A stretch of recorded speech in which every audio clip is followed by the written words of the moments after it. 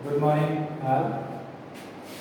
आज हम इस लेक्चर में पढ़ेंगे find the minimum force for a body which is placed on a rough horizontal plane. देखिए कोई भी एक बॉडी है जो एक हॉरिजॉन्टल प्लेन पर रखी हुई है, तो उसको स्लाइड करने के लिए हमें मिनिमम फोर्स निकालना है, और वो मिनिमम जो फोर्स लग रहा है वो इंक्लाइन पर लग रहा है, थीटा डिग्री इंक्लाइन पे। जैसे एक बॉडी रखी हुई है, ये बॉडी है, ठीक है, ये इस प्लेन पर रखी हुई है, ये एक प्लेन है हॉरिजॉन्टल प्लेन, इस प्लेन पर ये बॉडी रखी हुई है। इस बॉडी पर एक फोर्स लग रहा है P, अप्लाइड फोर्स P लग रहा है, जो कि हॉरिजॉन्टल से कितने डिग्री एंगल पे है, थीटा डिग्री। अब हमें इस P फोर्स यानी कि जो अप्लाइड फोर्स है इसकी मिनिमम वैल्यू फाइंड करनी है। यानी कि मतलब ये हुआ कि इसको स्लाइड करने के लिए कितना हमें मिनिमम फोर्स लगाना पड़ेगा। ठीक, अब हम इस बॉडी का वेट जो है, वेट बॉडी का W नीचे की तरफ लगता है, नीचे की तरफ एक्ट करता है, और एक रिएक्शन फोर्स होगा, नॉर्मल रिएक्शन, जो ऊपर की तरफ वर्क करेगी। अब ये जो P अप्लाइड फोर्स है, ये एक प्लेन पर इंक्लाइन पे लगा हुआ है, तो हम क्या करते हैं, इसको हम रिजॉल्व कर लेते हैं। रिजॉल्व करेंगे तो क्या होगा, ये दो पार्ट में डिवाइड हो जाएगा। पहला हो जाएगा जो हॉरिजॉन्टल कंपोनेंट है, दो कंपोनेंट में डिवाइड हो गया। अब इसका हॉरिजॉन्टल कंपोनेंट हो जाएगा P cos थीटा, और जो वर्टिकल कंपोनेंट हो जाएगा P sin थीटा। जब ये फोर्स लग रहा होगा, ये इस डायरेक्शन में मूव करा रहा होगा, तो एक फ्रिक्शन फोर्स लगेगा जो कि यहाँ पे लगेगा, इस डायरेक्शन में फ्रिक्शन फोर्स Fs। अब इस फोर्स को यहाँ पे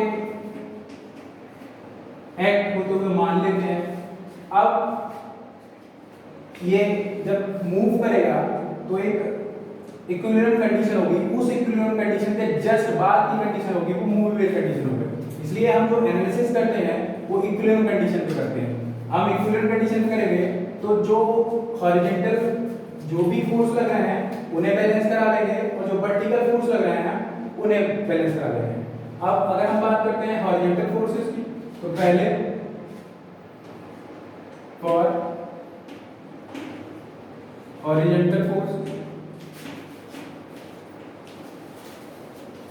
इक्वेशन क्या बन जाएगी, देखो हॉरिजॉन्टल में ये वाला फोर्स इस डायरेक्शन में है, और ये वाला फोर्स इस डायरेक्शन में, इस डायरेक्शन में सिर्फ ये वाला हो जाएगा, क्योंकि ये इस डायरेक्शन में जा रहा है, ये इस डायरेक्शन में जा रहा है, और जो बॉडी है बैलेंस करनी, इक्विलिब्रियम कंडीशन में हमने माना है। तो क्या हो जाएगा, देखिए यहाँ पे देखिए Fs के बराबर क्या हो जाएगा, Fs बराबर P cos थीटा। Fs जो होता है वो स्टैटिक फ्रिक्शन फोर्स है, और हम जानते हैं हम जानते हैं Fs इक्वल टू क्या होता है, म्यू इनटू Rn। ये हमें पता है, तो हम Fs की जगह इसकी वैल्यू रखेंगे तो क्या हो जाएगा, म्यू Rn बराबर क्या हो जाएगा, P cos थीटा। हमारी इक्वेशन बन हो गई है। नेक्स्ट, अब हम क्या करते हैं, अब वर्टिकल फोर्सेस के बारे में बात करते हैं। For a vertical forces, for vertical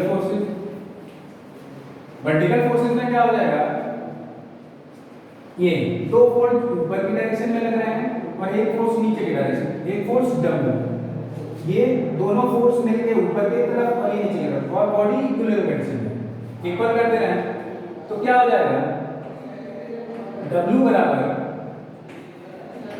Rn plus P sin theta. Second equation हमारे पास ये बन गई। अब हम इन दोनों इक्वेशन को सॉल्व कर लेते हैं। From equation 1 and 2। देखिए यहाँ पे ये Rn है, तो Rn की वैल्यू यहाँ पे पहले क्या करते हैं, इस इक्वेशन को यहाँ से Rn की वैल्यू फाइंड कर लेते हैं। Rn बराबर क्या हो जाएगा, W minus P sine theta,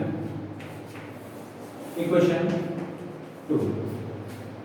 now Rn की वैल्यू पुट कर देंगे कहाँ पे, इक्वेशन फर्स्ट में।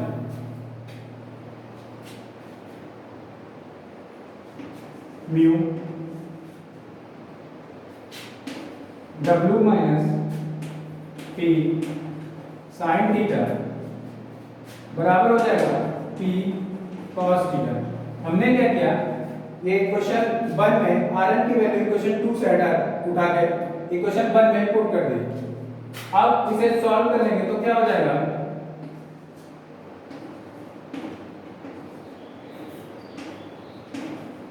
म्यू P साइन थीटा बराबर P cos थीटा। हम जानते हैं, अब क्या इस यहाँ पे क्या करेंगे, ये P वाली वैल्यू, इस P वाली दोनों वैल्यू को एक तरफ ले जाएंगे तो क्या होगा, mu P sign theta plus P cos theta बराबर म्यू W। P की वैल्यू यहां से निकाल लेंगे तो P की वैल्यू क्या आ जाएगी, mu W upon mu sign theta plus cos theta. यहां से ये value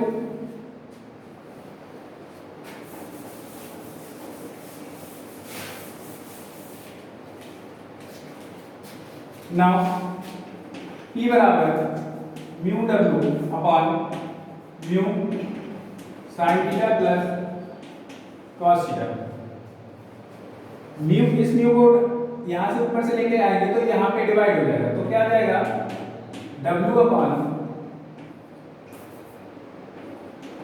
sign theta plus cos theta upon mu. We know, हम जानते हैं म्यू बराबर होता है tan फाई। फाई क्या होता है, यहाँ पे फाई होता है फ्रिक्शन एंगल, तो म्यू की जगह हम tan फाई की वैल्यू पुट कर देंगे, tan फाई पुट कर देंगे तो क्या हो जाएगा,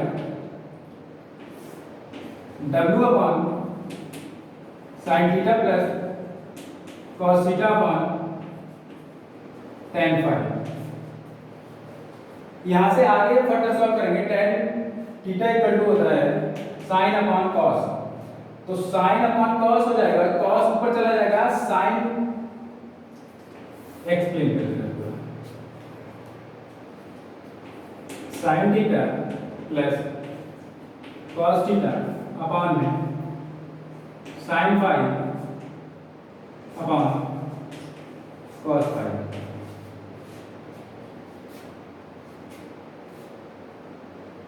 अब यहां से इसको अगर सॉल्व करेंगे तो क्या आ जाएगा,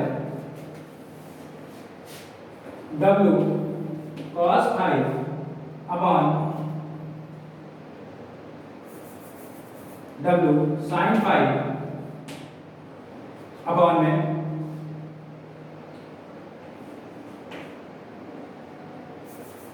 sin फाई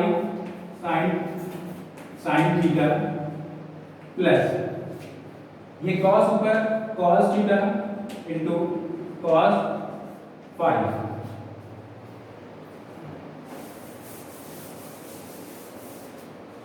नेक्स्ट देखते हैं,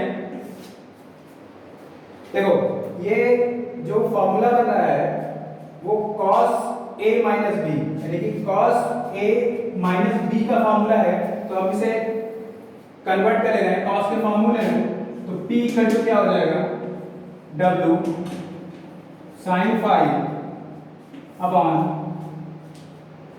cos फाई माइनस थीटा। अब वैल्यू हमारी ये आ गई, अब हमें मिनिमम फोर्स P निकालना है। मिनिमम कितना होगा, for minimum value of P, minimum value of P, P की मिनिमम वैल्यू के लिए क्या होगा, देखो फाई की वैल्यू वही रहेगी क्योंकि आर एन इतना ही, ठीक है।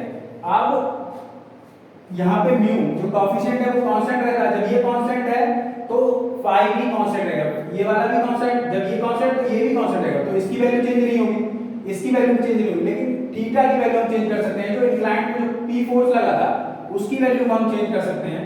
तो अब P को मिनिमम करने के लिए नीचे वाला जो टर्म है वो मैक्सिमम होना चाहिए, तभी ये होल वैल्यू जो होगी वो मिनिमम होगी। हम क्या करते हैं, तो इस वैल्यू को मिनिमम कर दो, तो cos थीटा की जो वैल्यू होती है, cos में अगर कोई भी एंगल लिखा हो तो उसकी वैल्यू मिनिमम कब होती है,